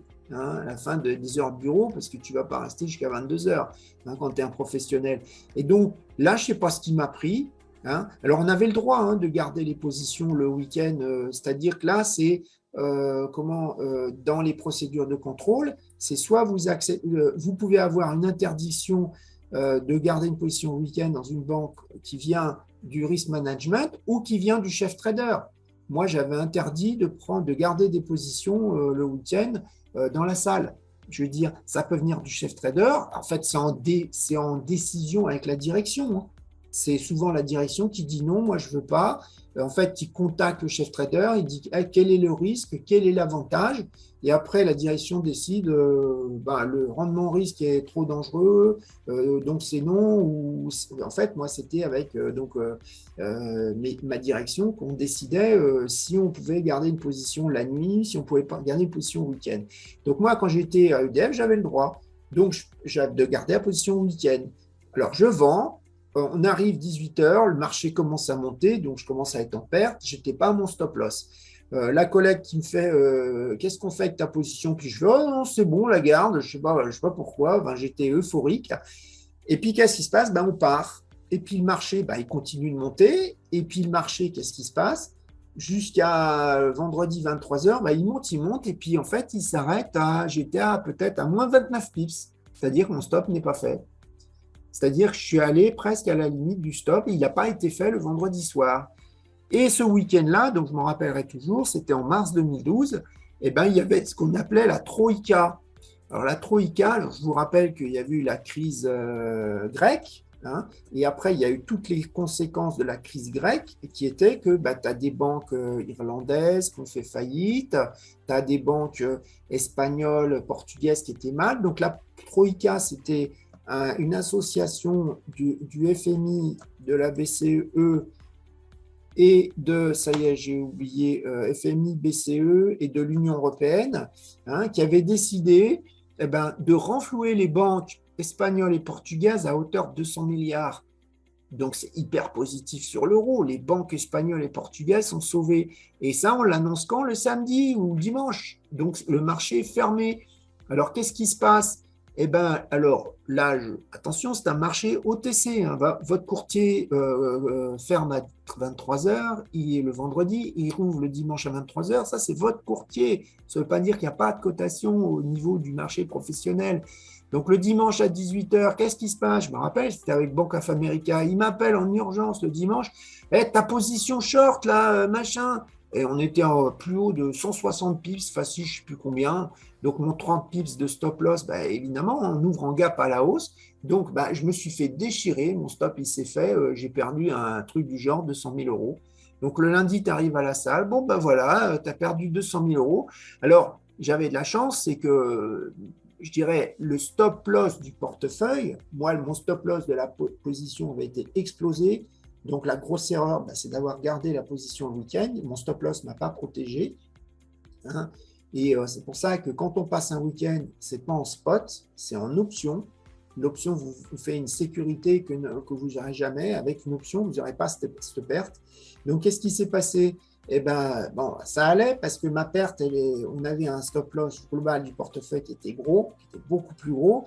Donc, ma perte n'a pas généré de problème. C'est-à-dire que je n'ai pas fait d'erreur professionnelle puisque j'avais le droit de garder les positions le week-end. Le marché a décalé. Donc, du coup, il ne s'est rien passé. Sauf que j'accuse une perte de 200 000 euros sur le portefeuille. Quand j'étais à la banque, un trader, il aurait fait ça comme moi, je l'avais interdit et que ça avait été validé dans les procédures avec la direction et le contrôle des risques. Là, lui, il est mal. Il se fait appeler Arthur, il se fait convoquer par la direction, le directeur des risques. Et puis là, le directeur des risques, il prend une décision. Il peut dire suspension du trading temporaire pendant une semaine. Donc, tu vas au vert dans un bureau, tu fais plus de la salle. Hein, tu es puni, quoi. Ou soit carrément, bon, écoute, on était content de te connaître, bonne chance. Hein. Donc, ce que je veux dire, c'est comme ça que ça se passe. Donc là, moi, ce n'était pas une faute professionnelle. Un trader aurait fait ça quand j'étais à la banque, c'était une faute professionnelle parce que c'était dans les procédures, ne pas garder de position ouverte le week-end. Alors, je suis en train de vous dire quoi? Vous aussi, vous devez avoir vos propres procédures. Le but d'une procédure, c'est de vous protéger, c'est éviter d'aggraver vos pertes. Donc, par exemple, ça peut être, je n'ai pas de position ouverte qui passe le week-end. Là, j'ai un ancien, il a fait cette erreur, il était long, je ne sais plus quel week-end, il n'y a pas longtemps, l'eurodoll a ouvert à la baisse, au lieu de se perdre 200-300 dollars sur sa position, il a perdu 1500 dollars. Il n'est pas mort, mais ça y est, là, il a compris. Hein, je veux dire, et il ne la refera pas, celle-là. Et pourtant, je l'avais prévenu, donc je l'ai engueulé.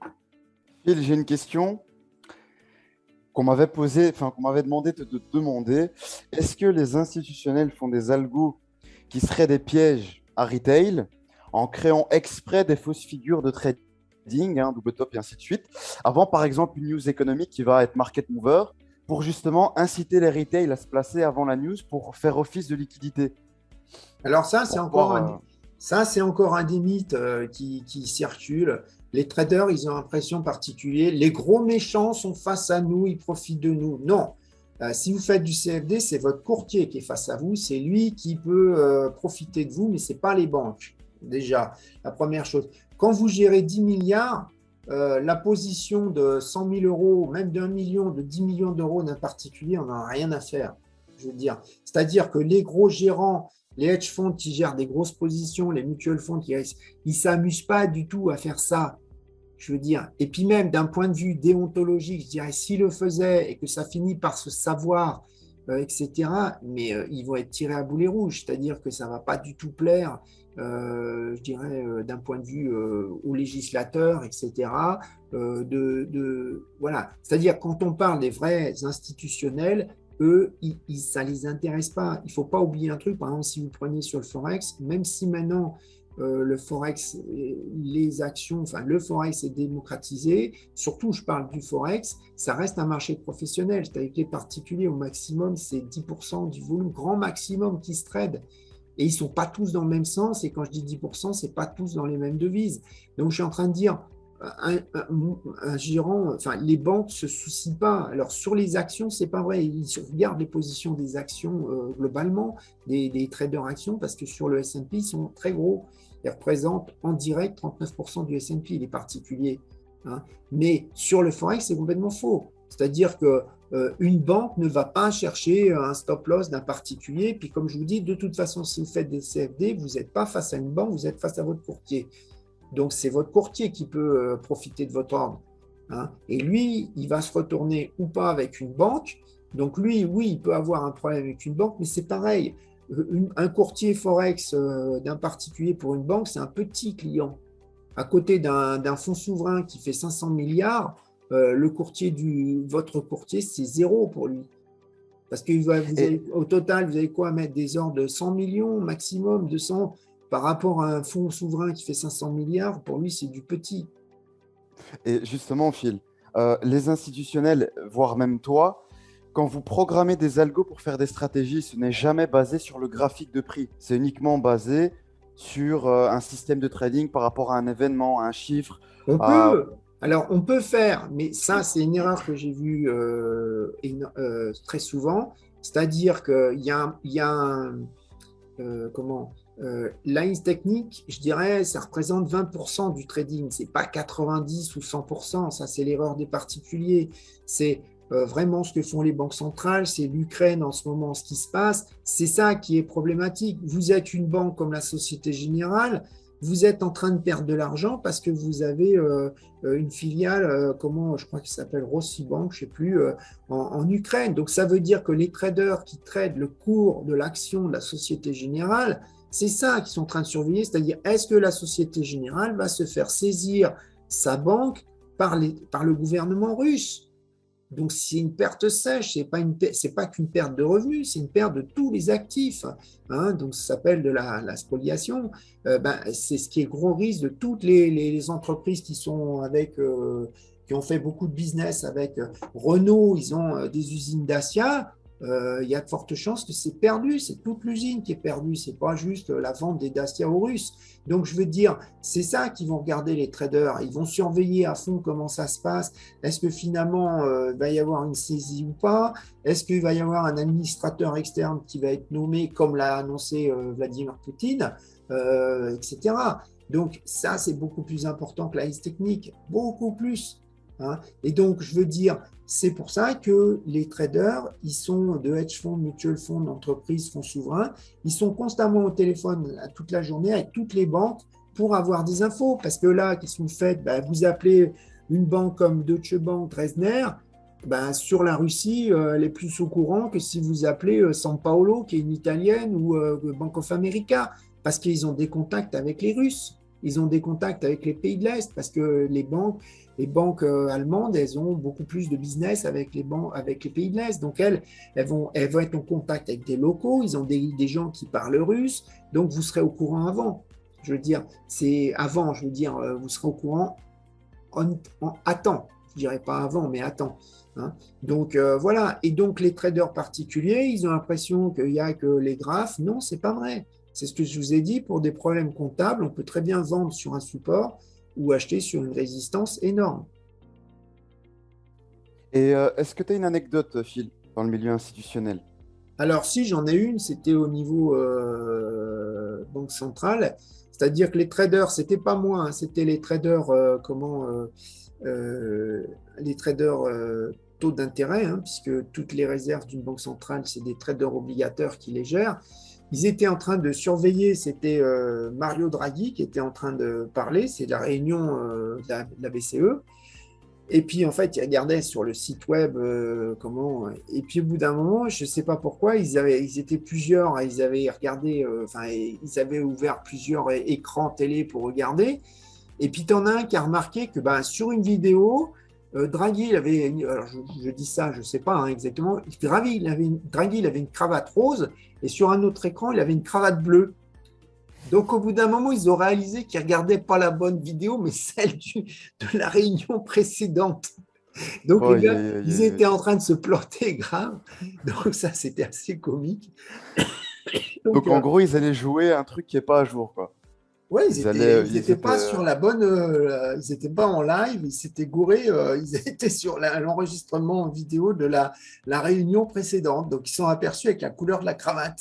Donc, voilà. Punaise. Hein. Comme quoi, même les institutionnels peuvent se tromper, faire des erreurs, c'est Tout le des humains monde après peut tout. faire des Ouais, c'est erreurs. Hein. normal. Hein. Alors, regarde, là, ce que je voulais dire, c'est qu'un trader, je reviens à ce que tu disais, analyse technique, un trader, lui, il va utiliser des scénarios. Alors, j'arrête pas de le dire, un trader, c'est un général d'armée. Là, l'armée russe, l'armée ukrainienne, tu fais des scénarios. tu cherches pas à deviner, tu cherches à te dire si, par exemple, là, c'était pour le 10 mars dernier, il y avait la réunion de la BCE. Donc là, ça, TD Securities, Toronto Dominion, c'est une banque canadienne. Donc la recherche des banques, c'est hyper important parce que c'était pour la journée du lendemain. Vous voyez, la veille, ils vous envoient ça. Ils vous font 4 scénarios. Ils vous donnent 4 scénarios d'évolution, vous voyez, du Bund, hein, des taux d'intérêt court terme en euros et de l'eurodoll. Et là, quand ils ont fait leur scénario, donc les valeurs des différents actifs, c'était ça. Et ils vous ont dit quoi? Ben, nous, voilà, on voit 4 scénarios. Alors, oui, il n'y a pas forcément que 2 scénarios, ça va monter, ça va baisser. Il y en a 4. Hein, donc, ils vous donnent les détails, les raisonnements pour les scénarios. Et puis, qu'est-ce qu'ils vous font à l'avance? Ils vous disent, ben voilà, le cas principal, on lui donne une probabilité de 45%, le base case, le cas de base, hein, et on voit l'eurodoll monter, par exemple, à 11,50. Hein, et il voyait d'autres cas, celui-là, il l'estimait à 15%, celui-là à 30% et celui-là à 10%. Alors, les estimations, c'est un peu du pifomètre, hein, mais ils estimaient qu'il y avait presque une chance sur deux qu'on ait l'eurodoll qui monte à 11,50. Donc, vous faites des scénarios, ce n'est pas juste un seul. Hein, vous êtes un général d'armée.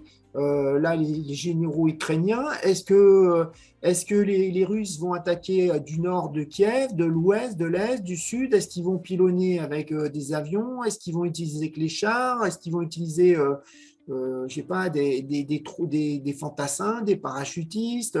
Il faut vous faire des scénarios et puis vous mettez plus de militaires, plus de moyens dans le scénario qui vous paraît le base case. Mais si au dernier moment, ce n'est pas le best case qui sort, il faut savoir changer d'un seul coup en 30 secondes. Ce n'est pas je me dis je vais acheter quoi qu'il arrive ou je vais vendre quoi qu'il arrive. Un trader, il fait plusieurs scénarios, il se fait une stratégie qui comprend plusieurs scénarios et qui respecte sa procédure, c'est-à-dire qu'il y a toujours un stop loss, voilà, qui fait pas je moyenne à la baisse ou des conneries dans le genre. Hein. Et donc là, par exemple, alors je change de page, voilà. Donc la réunion de la BCE, alors on était à 1,1035, hein, donc ça avait monté par rapport à la veille quand ils avaient fait ils l'avaient fait par là, leur stratégie, leur scénario, et ils ont eu raison, ça a monté. Donc c'était un trade intraday qui était faisable. Alors on n'a pas été à 11,50, on a été à 11,10, ils ont eu raison dans le sens, hein.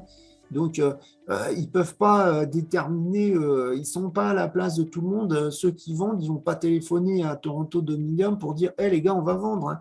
Donc, en réalité, ce qu'il faut voir, c'est que dans le sens, ils avaient raison. Là, vous aviez un trade intraday qui vous avait expliqué qui marchait. Hein. Donc, c'est comme ça qu'on fait. Et on utilise aussi les news. Hein. Donc là, j'ai fait exprès. Reuters, maintenant, c'est abordable. Hein. Donc, Reuters, vous pouvez l'avoir à partir de $90 par mois, donc c'est rien. Bon, ça, il faut me contacter hein, parce que le Reuters de base, c'est 1 700 € par mois, donc ça, c'en est un qui est un peu allégé. Vous avez les news en temps réel. Et le 23 février à 18h37, vous aviez une information qui venait, il est ici, hein, vous aviez une information qui venait de la défense américaine. Les forces russes sont étendues autour de l'Ukraine et sont aussi prêtes qu'elles peuvent l'être, à 80% en position en avant, prêtes à partir. Voilà. Donc là, je veux dire, si vous aviez fait confiance à la news, etc., vous pouviez prendre une position la veille. Et donc, Poutine, à 3h48 du matin, il a annoncé son opération militaire spéciale. Attendez, il faut que je change de page. Voilà. Il l'a annoncé à 3h48. À 3h51 du matin, vous l'aviez dans Reuters. Hein. Poutine a autorisé une opération militaire spéciale dans le Donbass en Ukraine. Ces opérations ont pour but de protéger la population. Donc là, c'était l'invasion. Donc, vous l'aviez en temps réel. Donc là, par exemple, tous les discours, tous des officiels du ministère de la Défense russe, Lavrov, des négociateurs ukrainiens, de Zelensky, de Xi, de Biden, etc., de Macron, vous les avez, vous mettez des mots-clés et comme ça, ça fait un tri, vous avez que les trucs hyper importants. Hein, c'est-à-dire que vous ne passez pas votre vie à chercher. Vous avez l'info temps réel, vous n'êtes pas en train de balayer plein de sites et puis tiens ça monte, pourquoi ça monte, vous voyez tout de suite. Donc là, regardez, vous avez même en haut à droite, vous avez une petite cloche. C'est-à-dire que là, vous pouvez avoir, ça me fait un pop-up. Attention, il y a une news sur l'Ukraine, etc. Donc moi, j'ai fait tout un tas de workspace, un environnement de travail, que sur l'Ukraine, à surveiller, par exemple, les flux entrants du gaz. Vous pouvez avoir les flux entrants du gaz qui passent de la Russie vers l'Europe. Donc, j'ai carrément les oléoducs, je vois les flux, alors pas en temps réel, je les vois en décalé, mais je sais s'il y a un oléoduc enfin un gazoduc qui est en train de se faire arrêter. Donc, on peut faire des mots-clés sur le gaz, des mots-clés sur les gens, hein, vous voyez. Donc là, regardez, j'ai mis North Atlantic Treaty, c'est de l'OTAN. Et là, j'ai mis l'Ukraine, le gouvernement. Et là, j'ai mis russe. Donc, c'est tout ce qui est le basket rouble. Et donc, voilà. Et donc, j'ai mis or. Donc, c'est tous les mots qui tombent dessus, je les ai. Vous faites pareil pour une banque centrale, pour les membres de la banque centrale. Voilà. Et là, vous avez du temps réel. C'est-à-dire que quand on fait le trading sérieusement, vous le voyez derrière moi, vous avez plein d'écrans, vous surveillez. C'est pas je trade au smartphone, hein. Le gars qui trade au smartphone, c'est-à-dire il ne trade pas, il surveille. C'est-à-dire vous avez une position, vous êtes obligé de partir, vous la surveillez. Vous pouvez la clôturer, mais c'est pas je trade constamment, je dis occasionnellement, vous pouvez passer un ordre, mais ça veut dire qu'avant vous aviez surveillé sur vos écrans.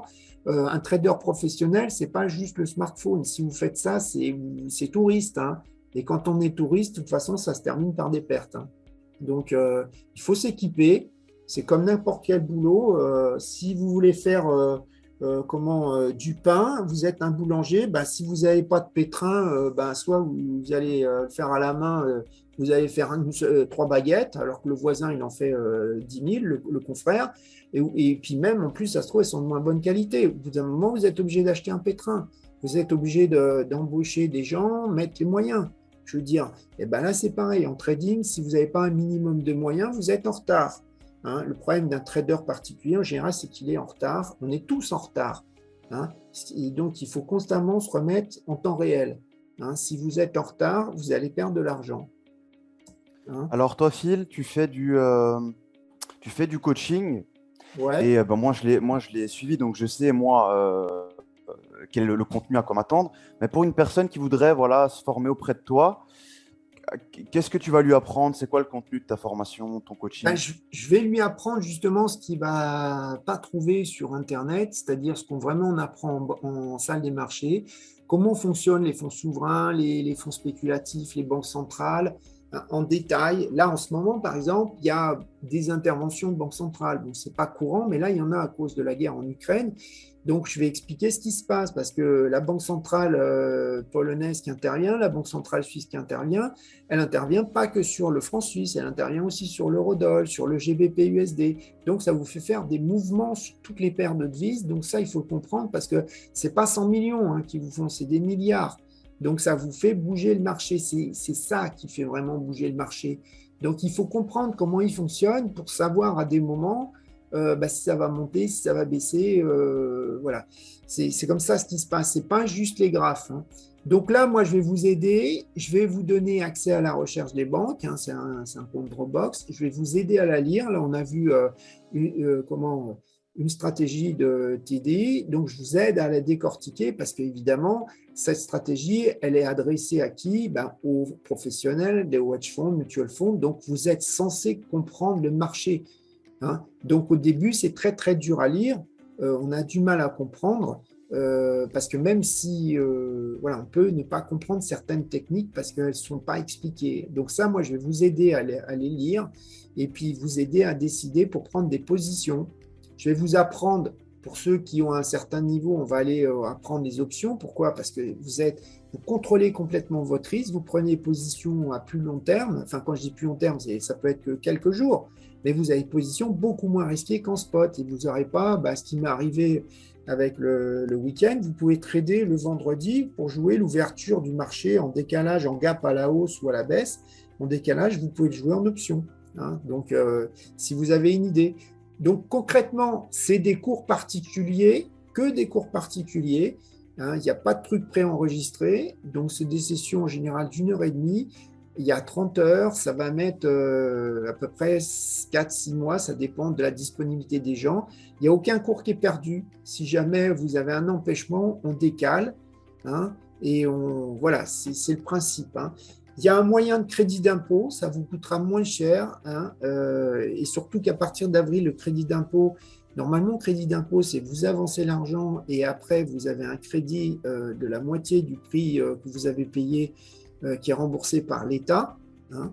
Et même si vous êtes chômeur, vous n'avez pas d'impôt à payer parce que c'est déduit de vos impôts, même si vous êtes chômeur, l'État français va vous recréditer votre compte, hein. Donc, alors, ce qu'il y a, je viens de le dire, c'est valable uniquement pour les Français, hein. Les autres, ils n'ont pas accès à ça.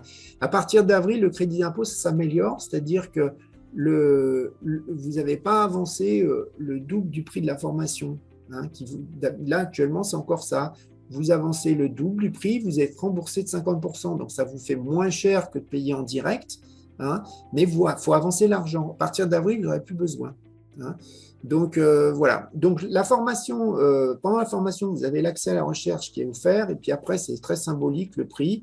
C'est parce que nous, ça nous fait du temps, des frais pour avoir accès à toute cette recherche institutionnelle, hein. Mais le principe, c'est vous donner accès pour avoir la mentalité d'un professionnel, hein.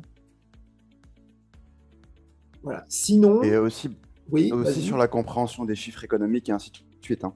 Oui, parce que les gens ne comprennent pas. Alors, j'explique le fondamental, je montre aussi les erreurs qu'on peut faire en fondamental, comme je peux montrer les erreurs qu'on fait en analyse technique. Alors, le but, c'est pas de tout casser, c'est de vous montrer qu'il faut être humble et comprendre que le diable est dans les détails et que, en général, on est trop superficiel. Et si on est superficiel, eh ben, ça se traduit par une perte, hein.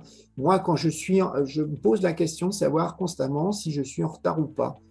Donc, régulièrement, on est tous en retard. Donc, si vous êtes en vacances et que d'un seul coup, vous revenez de vacances, vous tradez, ben, vous êtes forcément en retard puisque vous étiez en vacances. Donc, moi, c'est ce que je disais quand j'étais chez Trader La Banque. Ben, je disais, le gars qui est parti une semaine en vacances, le premier jour, il ne trade pas. Il passe sa journée à se renseigner, hein, Se auprès mettre à jour, quoi. des collègues, se remettre au courant de l'actualité du marché, parce que sinon, ça va se traduire par des pertes, hein. Sinon, je donne aussi une formation sur les systèmes de trading, hein. Donc là, le gros avantage de savoir développer des systèmes, c'est quoi? Eh bien, vous avez vu quelque chose sur le marché, vous dites, oula, ça gagne. Eh bien, vous allez vérifier avec le système de trading que oui, statistiquement, votre truc, il gagne 7 fois sur 10, 8 fois sur 10, ou non, il ne gagne pas, hein. Alors, ce qui va se passer dans la pratique, c'est que vous allez voir que plein d'idées que vous avez ben, ne marchent pas, hein. Et donc, le système de trading, ça va vous éviter de perdre de l'argent. Par contre, au bout d'un moment, dire ah, ça ne marche pas, mais vous allez essayer de la modifier, puis peut-être que vous allez arriver à quelque chose, hein. Alors, le gros avantage aussi, c'est que ça va vous apprendre à bien définir votre stratégie. Parce qu'un ordinateur, c'est binaire, hein. Ça se traduit par, pas binaire, mais je dirais ternaire. C'est j'achète, je vends, ou je fais rien. Et lui, ce n'est pas du à moitié, hein. Donc, lui, soit la condition elle est réunie, soit elle n'y est pas. Donc, vous, ça va vous permettre de définir précisément votre stratégie, hein, parce qu'en réalité, un trader qui regarde que les graphes, il n'est même pas clair dans sa tête. C'est-à-dire qu'il voit ce qu'il a envie de voir et il ne voit pas ce qu'il n'a pas envie de voir. Donc, qu'est-ce qui se passe? Eh ben, il voit l'écran à droite. Combien de fois j'ai vu des formateurs qui expliquent des trucs en analyse technique? Tu regardes à droite, le gars, il te dit, voilà, il faut faire comme ci, il faut acheter, il faut vendre. Et puis, quand on regarde à l'extrême gauche du graphe, on a exactement les mêmes conditions qu'il est en train de nous expliquer, mais on voit que ça foire, que le truc est en train de perdre du fric. Pourquoi? Il n'a pas backtesté, hein. Il faut tester, il faut se dire non, non, mon truc, je le vérifie et pas sur 3 graphes, pas 3 exemples, je le vérifie sur une centaine d'exemples, 200 exemples, pour se dire, tiens, statistiquement, ça marche dans beaucoup de configurations de marché. Et voilà. Alors, ce que je répète, c'est j'ai des gens qui ont fait les 2 formations. Quand ils font les 2 formations, je commence par la formation Forex.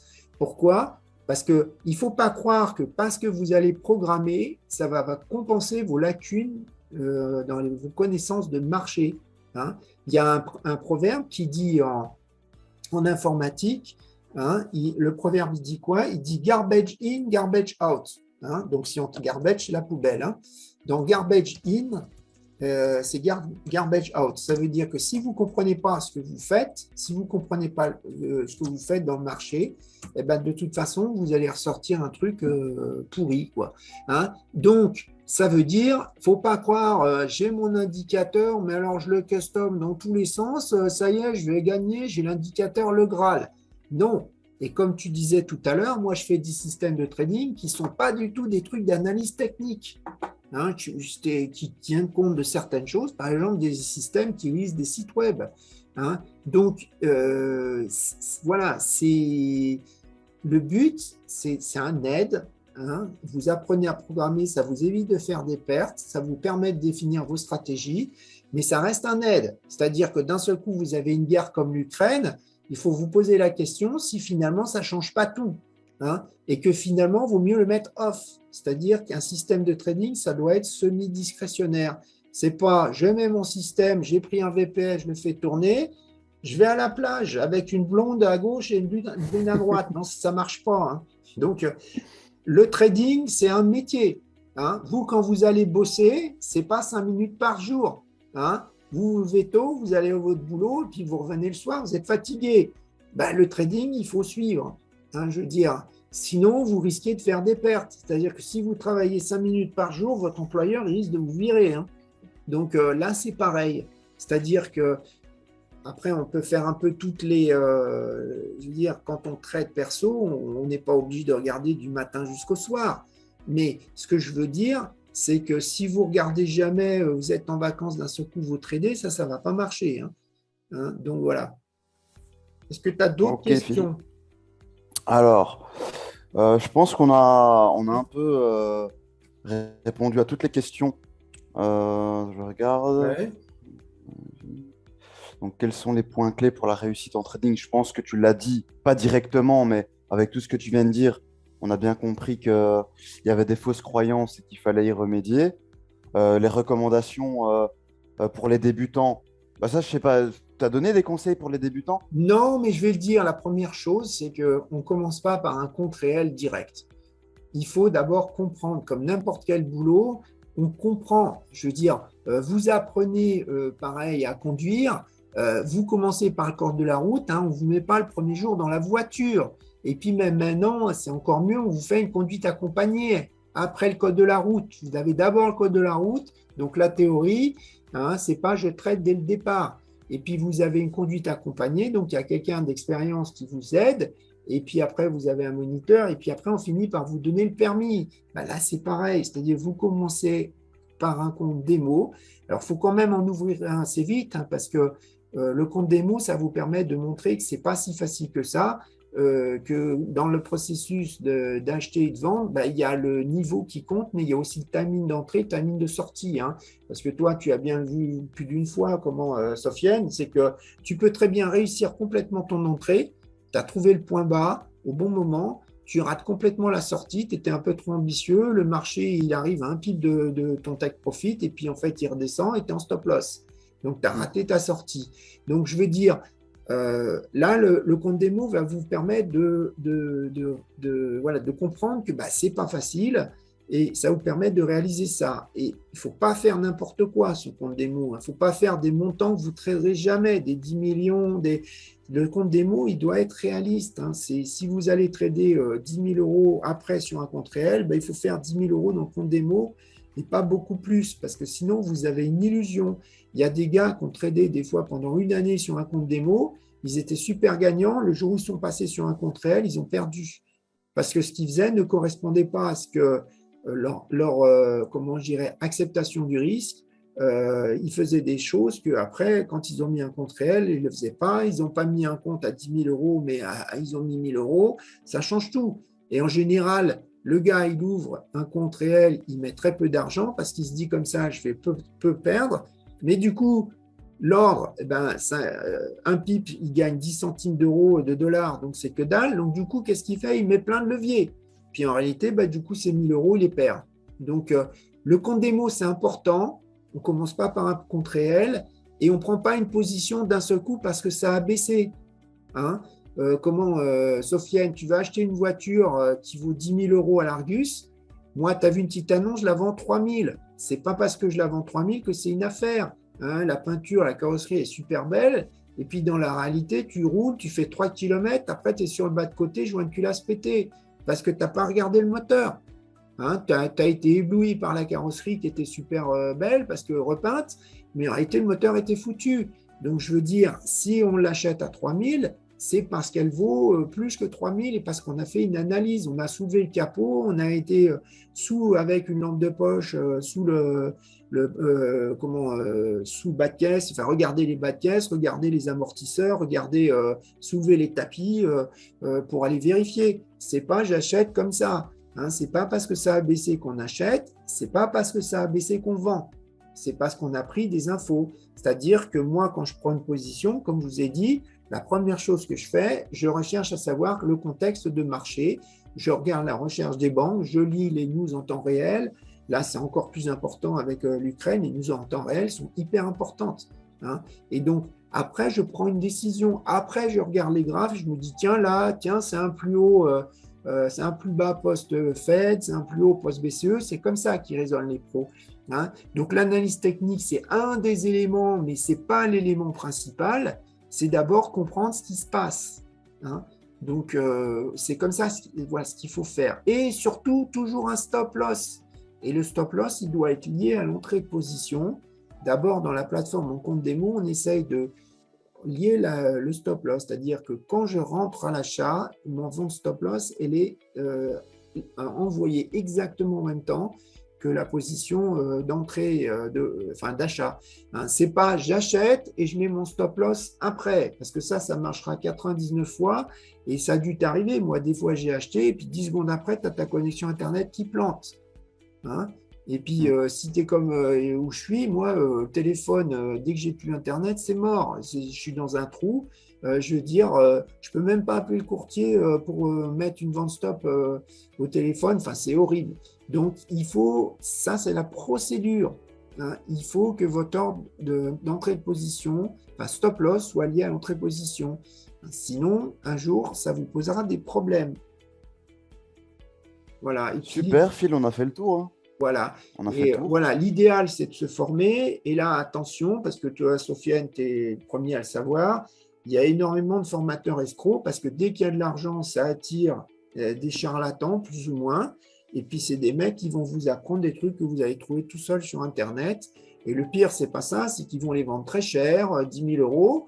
Et qu'est-ce qui va se passer? Plus c'est cher, plus vous avez l'impression que c'est bien. C'est pas l'argent, c'est pas le prix que vous payez qui dit que c'est bien. Hein. Les mecs qui disent qu'ils ont travaillé dans des fonds, machin, il faut vraiment aller vérifier. C'est pas juste ses paroles à lui. Hein. Il faut lui demander le numéro d'enregistrement du fonds, d'Orias, etc. Par exemple en France, alors comme par hasard, il va vous dire que c'est dans un paradis fiscal, machin. Le fonds, il faut chercher sur Internet s'il existe.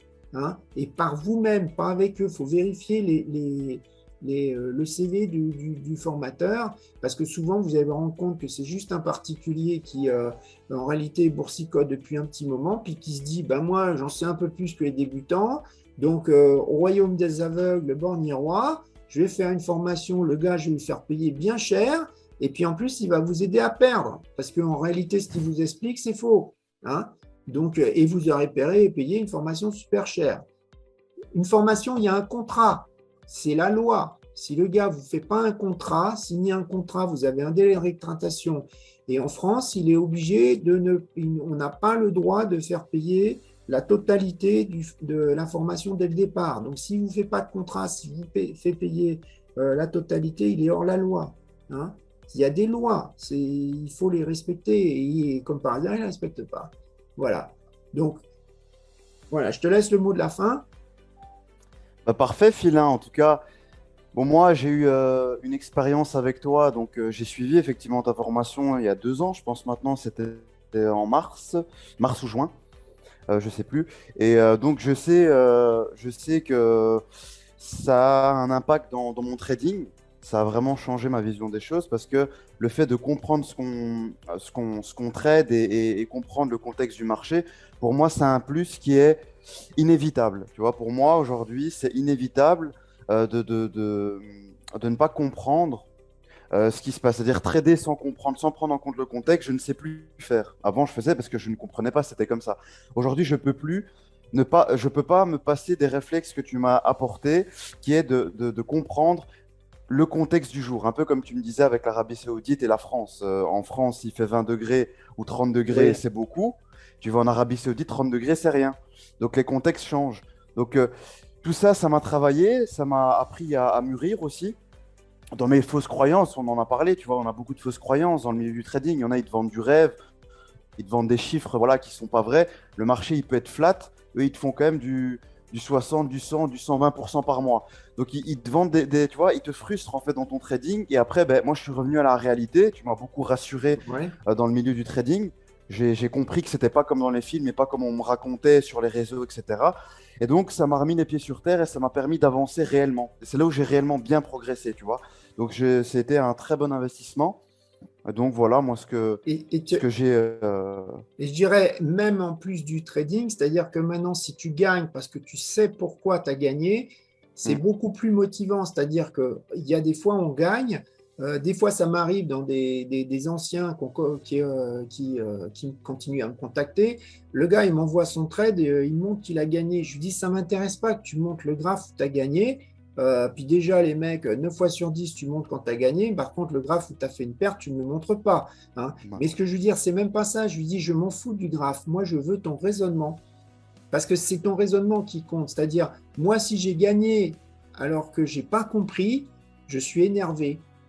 Je veux Ah dire, ben, j'ai dit, Phil, j'ai dit exactement la même chose, où je parlais avec un ami à moi qui est aussi dans le milieu du trading, et je lui ai dit, avant de te connaître toi, de prendre ton coaching, j'étais frustré quoi qu'il arrive. Quand je gagnais, j'étais frustré, quand je perdais, j'étais frustré. Pourquoi? Parce que je ne comprenais pas ce que je faisais. ouais, Et tu vois, quand tu comprends pas pourquoi ça a monté, donc tu as gagné, mais toi, tu peux pas expliquer pourquoi tu as gagné. Ça a monté, mais tu peux pas l'expliquer. T'as pas compris le contexte. Et oui. c'est frustrant. Et j'expliquais ça justement. J'ai exactement dit ce que tu viens de dire. Je vais te le dire en raisonnement contrôle des risques. Si tu sais pas pourquoi ça a gagné, ça veut dire que tu as autant de chances de perdre. C'est ça Aussi. que ça veut dire aussi. C'est-à-dire que la prochaine fois, ça va se terminer par une perte. Alors que des fois, regarde, ça va t'arriver, tu vas t'abstenir de trader. Si tu ne comprends pas, tu vas t'abstenir de trader. Alors qu'avant, ça, peut-être, tu ne le faisais pas. Tu te disais, faut que je Exactement. trade, faut que je trade, faut que je trade. Tu vois? Exactement. Et tu Donc, rendais au marché ce qui t'avait donné juste avant. voilà. C'est ça. Bah oui, voilà, Phil. En tout cas, moi, c'est ça. Pour moi, le mot de la fin, c'était ça. C'était l'expérience que j'ai eue avec toi et ce que ça m'a apporté dans ma vision des choses, dans mon trading. C'est positif et c'est validé, bien évidemment. Sinon, je ne me serais pas permis de faire une vidéo avec toi si je n'avais pas essayé et vu Oui. Et, quel contenu tu présentais. et- et en fait, c'est comme n'importe quel métier.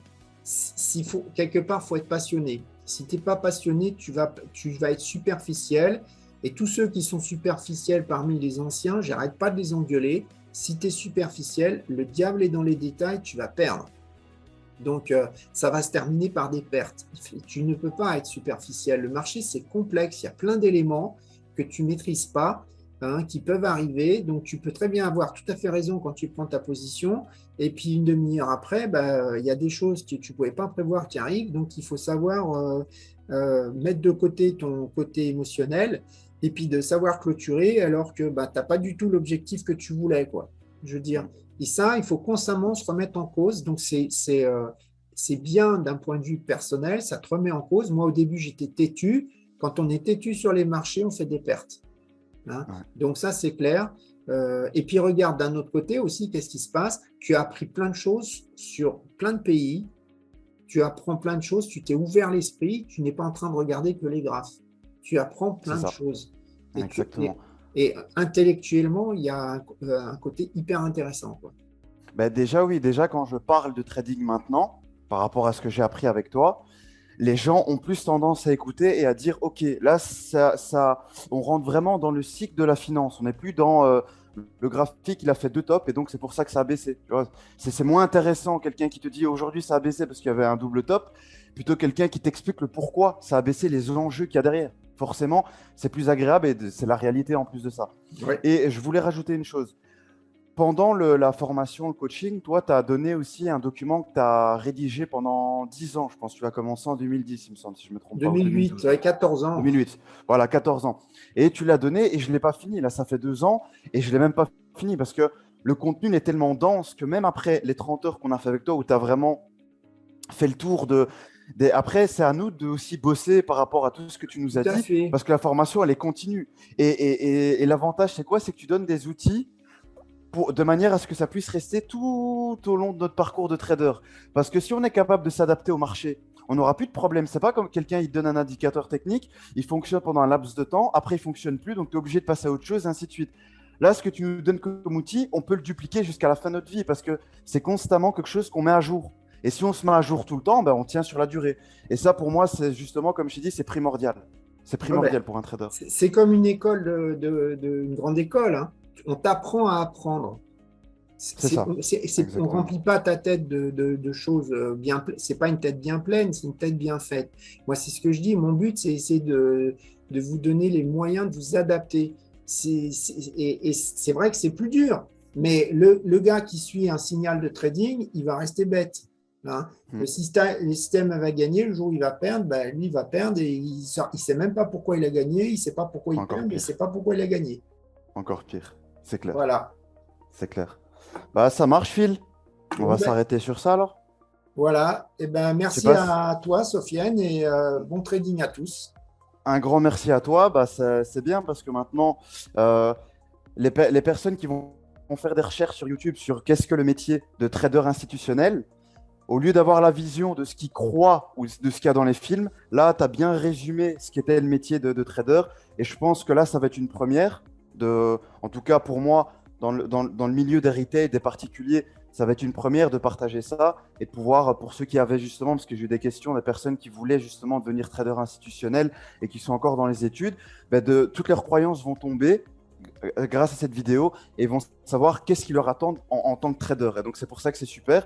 Et je suis content de l'avoir fait avec toi. En tout cas, c'est moi qui te remercie, Philippe, d'avoir pris du temps pour expliquer un peu ce qui était ton métier d'institutionnel. Merci à tous. Au revoir. Au revoir et bonne journée à toi, Philippe.